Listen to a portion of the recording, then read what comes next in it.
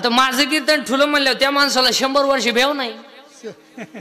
नाही नाही, माझ्या कीर्तनात जे खोबी महाराज, माझं कीर्तन जर वाढदिवसाला ठुलं तर तो माणूस 100 वर्ष जगतोय. माझं कीर्तन जर दुकानच्या उद्घाटनाला ठुलं तर वर्षात दुसरं दुकान होतंय. माझं कीर्तन जर वास्तुशांतीला ठुलं तर वर्षात दुसरा बांगला होतोय. आणि माझं कीर्तन जर लग्नाला ठुलं दुसरं लग्न. बाकीचे विचार तुम्ही घरी गेल्यावर करा, पण विनोदाचा भाग सोडा महाराज. एवढा मोठा शिवरात्र महोत्सव तुम्ही साजरी करताय, एवढं मोठं आयोजन केलंय, पाया पडतो सगळ्या बसणाऱ्या माणसांना. थोडं हसत जा, हसत जा, गॅरंटी नाही, हसत जा. आणि हसणे ईश्वराने दिलेली देणगी आहे. जी माणसं मोठ्याने असतात ती सज्जन असतात, आणि जी गालात असतात प्युअर मुक्या मादाची असतात. लई धोकादायक. जी माणसं मोठ्याने बोलतात ती आतून बाहेरून निर्मळ असतात, पण जी हळूच बोलतात लफडेबाज असतात. जी माणसं तब्येती जास्त असतात ती डोक्यात कमी असते. म्हणजे ज्या भुईमुगाला पाला जास्त असतो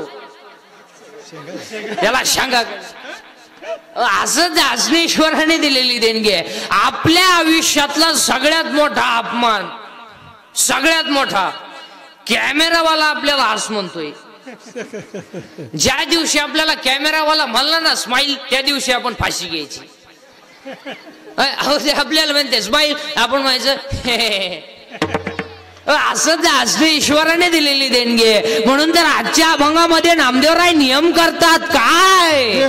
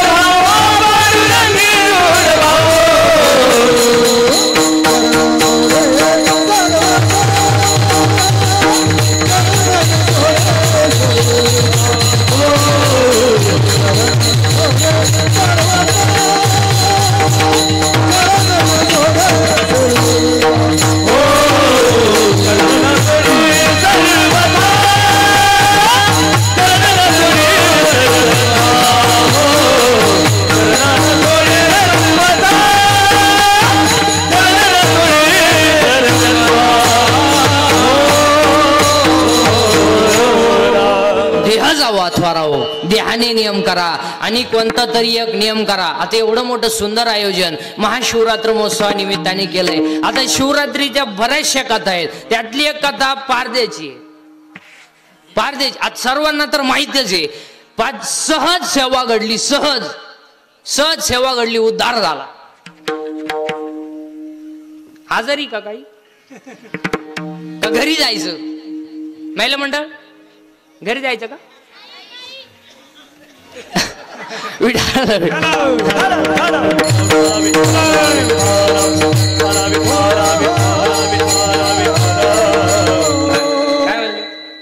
विठाला विठा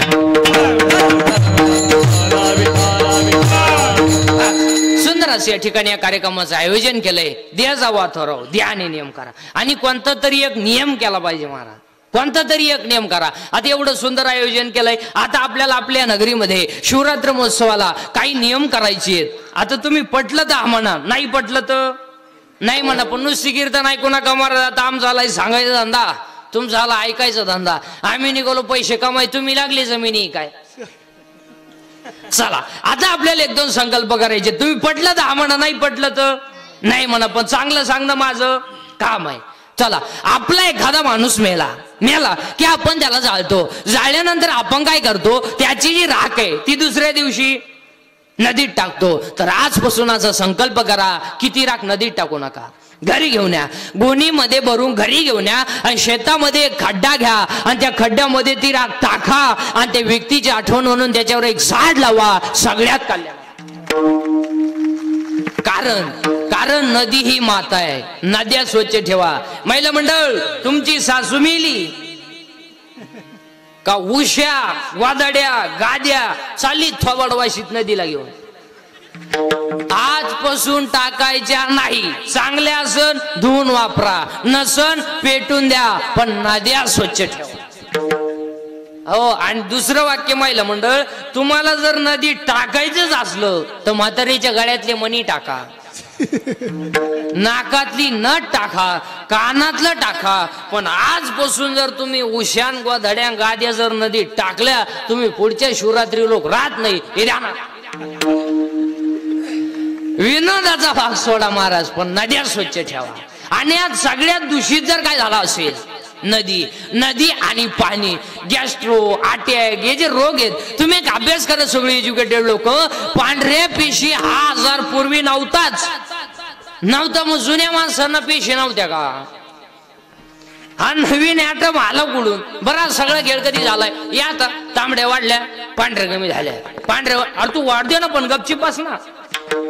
हा ते पेशी वाढण्याचं कारण आहे बरं का. ऐका बरं का एज्युकेटेड लोक. एक, व्यायाम नाही.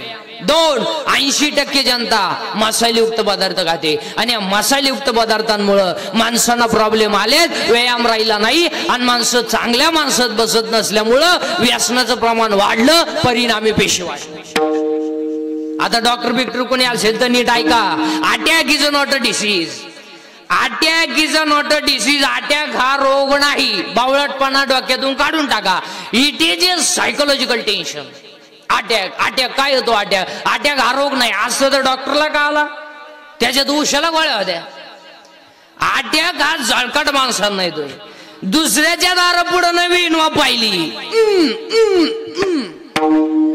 मग बाकीचे म्हणले पाहुण्याची होती त्याला हे मिळालं ना. आता अटॅक काय येतो त्याची कारण सांगतो, त्याच्यावर औषध सांगतो आता तुम्हाला. एक, बोलणं बंद झालंय. लोक बोलणं, जो प्रत्येक घरात सायलेंट शांतता आहे. 3 खोल्यांमध्ये 3 गेम चालू आहे. एका खोलीत पाप्याची गेम आहे, एका खोलीत गुड्डीची गेम आहे.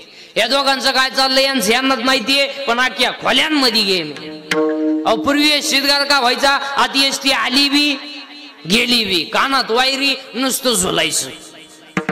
अहो काय तर माणसं येड्या बाबळीत बसायचे अंधारात एकटेच. चैन उघडीच, चैन वर वाढायचं ध्यानच नाही, कानात वायरी, नुसतं झोलायचं. अहो एक तर ज्या गाडीतून उतरलं त्याच गाडीत परत चढलं. मग ते कंडक्टर म्हणले तुम्ही हातात आले. पागल झाली महाराज माणसं. अहो एक तर लगवेला गेला आणि फोन आला, मग चैन तर खोलाव का नाही? चैन सुद्धा खोली नाही, अख्या बोटात पाणी गेलं. पागल झाली महाराज माणसं. हा विनोद. महिला म्हणतात झोळीमध्ये पोरग रडतय, झोळीमध्ये पोरग रडतय. त्याची झोप झाली म्हणजे त्याला भूक लागली. आईनं ते झोळीतून खाली काढलं आणि फरशी उठवलं आणि दूध तापवाय गेली. गॅस पेटवला, दूधही तापवलं, ताटातही काढलं, थंडही केलं, बाटलीतही भरवलं, बुचही बसवलं. आता ते कोणाला द्यायचंय? पोरा जवळ आली, खाली हात केला आणि वर फोन आला. आता दूध पोराच्या हातात देऊन बोलाय का रोग झाला का? वर गप्पा आणि ती खाली कुत्रीचं पिलू नका दूध पिऊन गेलं. हा विनोद नाही, हा विनोद नाही महाराज. तुमच्यावर कोणतंही संकट आलं तर कोणापाशी तरी बोलत जा, म्हणजे दुःख हलकं. आणि या मोबाईल मुळे संवाद संपला. ओ माणसाचा सोडा, नवरा बायकोचा संपला. अहो एका खाटावर दोघं बोला ना, 2 कोपऱ्यात दोघं, याचा पबजी तिचा टिकटॉक. 4 वर्ष झाले, पाळणा नाही, सुतळी नाही, दोरी नाही. आणि न बोलल्यामुळे माणसाचं मानसिक संतुलन बिघडतं. 1, मोबाईलमुळे माणसं बोलायची बंद झाली. 2, मोबाईलमुळे माणसं एकलकोंडी झाली, एकटीच बसा द्या. येड्या बाबळीत, मोरीत, तुरीत. मग तुरीला शेंगा काऊन नाही यंदा? 2, मोबाईलमुळे माणसं एकलकोंडी झाली. 3, मोबाईलमुळे मेंदू खराब झाले. 4, मोबाईलमुळे सांधेदुखी झाली, डोकेदुखी झाली. आणि 5, मोबाईलमुळे दृष्टी गेली, दिसत नाही पोरांना. 8, मोबाईलमुळे झोप गेली. झोपती नाही, मोबाईल वापरणाऱ्याची आवलती नाही, या झोपती नाही. अहो निम्या रात्री एकानं गोदडी फाडली, टार टार गोदडी फाडली. त्याचा बाप म्हणला काल्यानं खाट मोडली ना आज गोदडी फाडली, याला झालं काय? तिची आई म्हणली सावध व्हा नाही तर उद्या तुम्हाला फाडी. हा विनोद नाही, हा विनोद नाही. ह्या गोष्टी मोबाईलमुळे झाल्या आणि त्याच्यामुळे अटॅक येतो. अटॅक काय येतो? कशाचंही टेन्शन हो लोकांना, कशाच. अहो शेतातून आला आणि चुलील 2 तांगड्या लावून बसला. बायको म्हणली चहा घ्या. तो म्हणला मी टेन्शन मध्ये आहे. बायको म्हणली काय काय होईन या देशाचं? ती म्हणली देशाचं मरू द्या, द्वाथार तेवढं वाडा, नाही तर सकाळी लुंगी लावा लागेल एकच द्वाथारी. टेन्शन मध्ये महाराज माणसं आणि त्याच्यामुळे अटॅक येतो. आता अटॅक येऊ नये याच्यावर औषध सांगतो. एक, काल काय झालं आठवू नका. काय चिंता करायची? कॉलेजला असताना पोरीन तुला धोका दिला, देऊ दे तुला एकट्याला दिला का?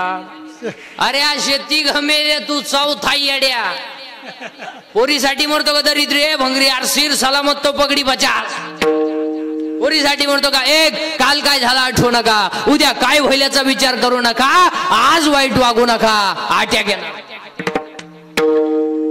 अटॅकला नो टॅबलेट नो इंजेक्शन. अटॅकला एकच औषध आहे, झालेली घटना जागेवर विसरणे. तुमचं काय मत आहे? मग टाळी वाजवायला काय हरकत आहे? तुम्ही टाळी वाजवत नाही आणि टाळी वाजवली पाहिजे. आणि एक वाक्य सांगू का, टाळी ही फक्त कीर्तनातच वाजवता येते, नाही तर जा अशी रस्ते वाजवून पहा. अहो इथं टाळी वाजवली पाहिजे, इथं नाचलं पाहिजे. अहो इथं नाचायला, इथं नाचता नाचता गळला देवाचा पिता.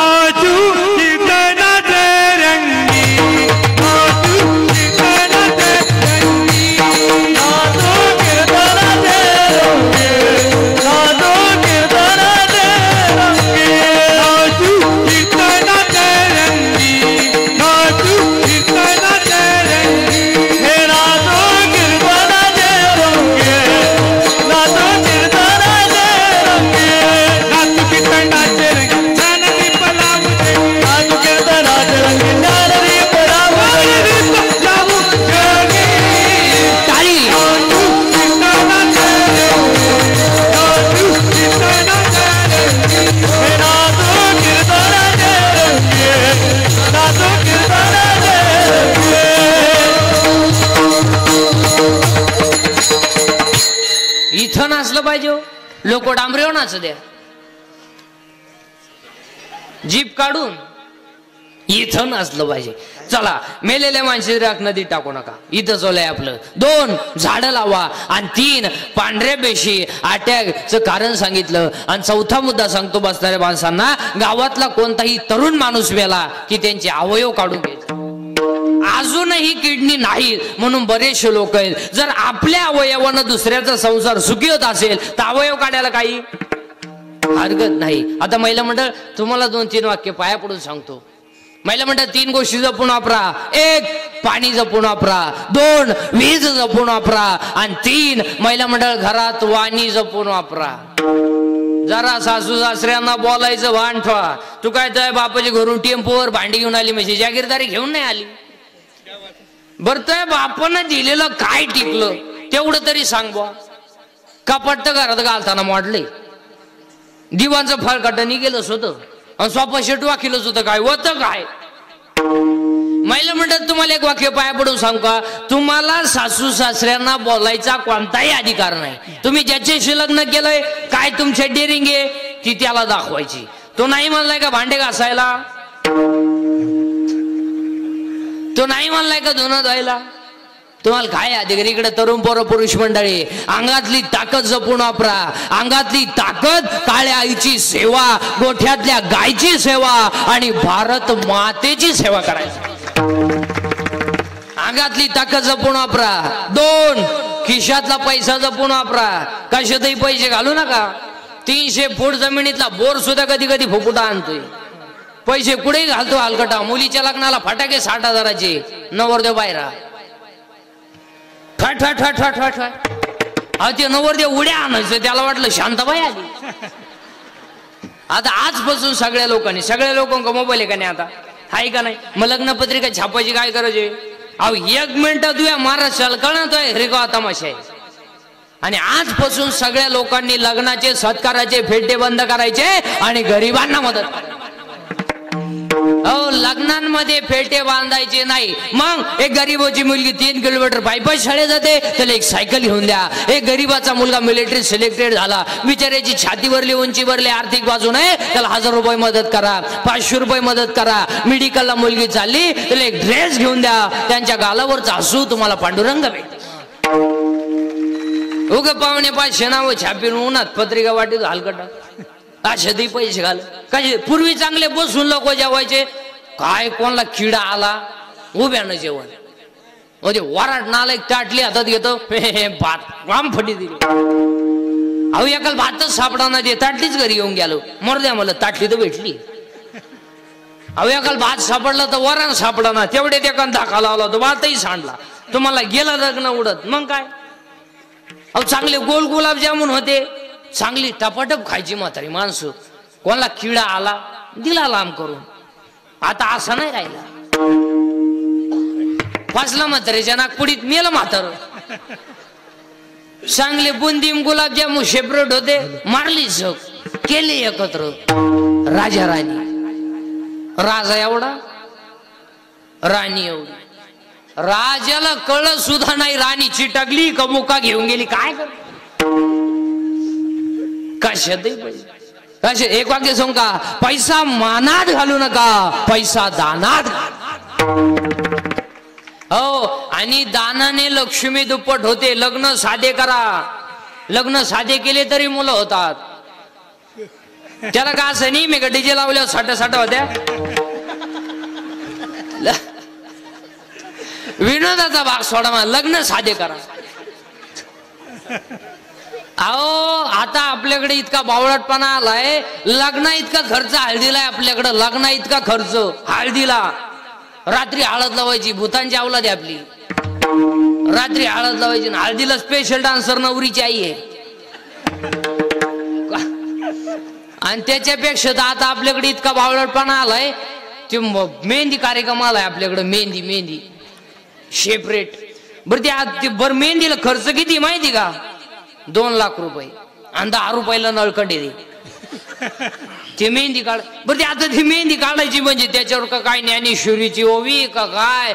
नाही, खेकळण गांडुळण साफ, खेकळण गांडुळण साफ. इथून इकडं मांजरीची घाण, कुत्र्याची. अरे काय मी. आणि मेहंदीला खर्च. अग बाई, त्याच्यापेक्षा बादलीत मेहंदी घालव आणि नवरीत बादलीत बसव ना. आयला मेहंदी काढली काम काय. अपूर्वी फक्त पुरुष फेटा बांधायचे, आता हिने सुरू केले. आता तुम्ही बांधा फेटी, आम्ही घेतो 9 वार. पोरीनी घाला पॅन्ट शर्ट, आम्ही घेतो गाऊन. घेतो वाढण्या नावडी तर मुंडकी आम्ही. अशातही पैसे घालायचे. कशातही पैसे कसे. आता एक लग्नात फाजील पद्धत आली. फाजील मंगलाष्टकात त्या मला नवरा नवरी उचलून घ्यायची आणि फेकून आरगायला जाऊ. गेला ना बामणाच्या गाड्यात. तो मामन म्हणला मी आहे तिलाच काटवळ्यात याचं काय करायचं. अशातही पैसे. लग्न आता एक लग्नात फाजील पद्धत आली. फाजील मंगलाष्टकात त्या मला नवरा नवरी मधून येणार. गेट केलाय आता. तो नवरदेव भाड्याच्या गाडीत आला. 35 रुपयाचा चष्मा घेतो, लिंबा घालचा. ते हायवेला मिळत ना. तो हातात 99 झालाय, नाही तर 35चाच होता.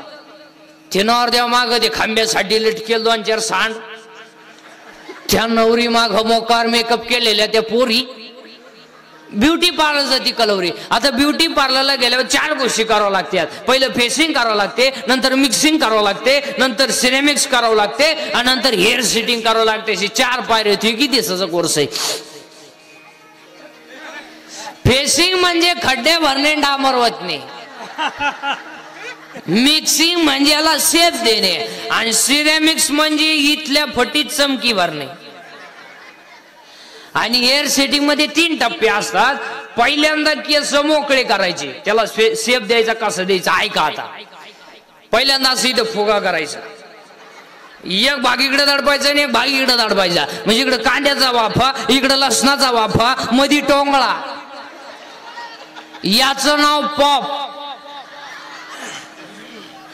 एक भाग इकडे दडपायचं आणि एक पट वाटेव द्यायची, याला म्हणायचं देव यानी. आणि तिसरा भाग असा आहे, ही एकच बाजू बांधायची, ही मोकळी. चला हवा येऊ द्या. अहो कलवरी नाही असं गेलं ना, वर देऊ खाली पडलं पाहता काय. आणि त्याच्या पुढं तो बँडवाला इको द्या, त्याच्या पुढं तो बँडवाला बहरा फुल बरसाओ मेरा महबूब आया है, मेरा महबूब आया है. लॉन्स मध्ये एकदम शांतता, जसा प्रेत पेटवायचा आहे आता. बहरा फुल बरसाओ मेरा महबूब आया है, मेरा महबूब आया. आणि तो महबूबा चालवतो का माहिती का?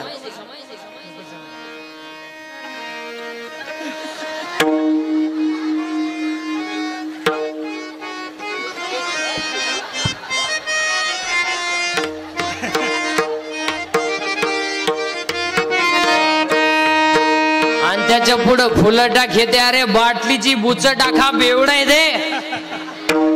त्याला काय आला फुलं लागा त्या मरणाच्या क्वाटरी पितात ते. कशातही पैसे, कशातही पैसे घाल. केवर बसायचंय तुम्हाला?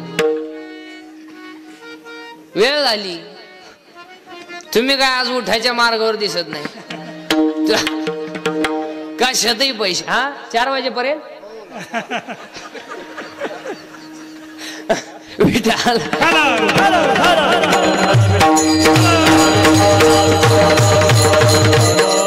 कशातही पैसे घालायचे, कशातही पैसे घालू नका. लक्ष्मी ती अहो कशातही. अहो 3 माणसं असेत महाराज दिसन तिथं आणले पाहिजे. 3 माणसं. एक पहिला माणूस आहे तो मठ्ठा कोणी बनवला, लय पिसावली पाहिजे त्यावर. अहो मठ्ठा, अहो डायरेक्ट टिपाडात बर्फ भरितोय, पाण्याचं टिपाड. आणि त्याच्यात आणि 3 वेळा कुत्र मुतलं त्या बर्फाव. अनाखो पांढरं पाणी हान मठ्ठा. अहो 22 गलास मठ्ठा पिले एक अवलात. 22 गलास. मी म्हणलं अवलात काय भाद्रपदी पोळ्याला जन्मेले का काय? अहो ते मठ्ठा पिलं, घरी गेलं, बाथरूम मधून बाहेरच येईन. मठ्ठा दमच काढी ना. उभं राहिलं का गाड गाड गाड गाड, बसलं का खाड खाड खाड. अहो त्याची बायको 3 वेळा चहा घेऊन गेली. अहो चहा आणू का? गड गड गड गड खड खड खड खड. काय माणूस. अहो दुसरा एक माणूस येतो तर लय आणला पाहिजे. ती फाटकी चड्डी घालायची पद्धत कोणी आणली, लय पिसावली पाहिजे. अहो इथं कापेल, इथं कापेल, त्याच्यापेक्षा इथं दोन्ही कोण काप आणि हिंड. काय नाही तर रविवारी घालूच नको ना. काय माणसे. आणि तिसरा एक माणूस येतो तर लय आणला. तो आणला नाही, तो डायरेक्ट भोकातलाच पाहिजे. ते गाऊन कोणी शोधलंय, लय पिसावली पाहिजे. अहो गाऊन, अहो सासूलाही गाऊन, सुनालाही गाऊन. सासू झाडाला पाणी घालीत होती आणि पार कामावरून आलं. बाकीचं तुमचं तुम्ही पाहून घ्या. नाही तरी गेला जन्म वाया.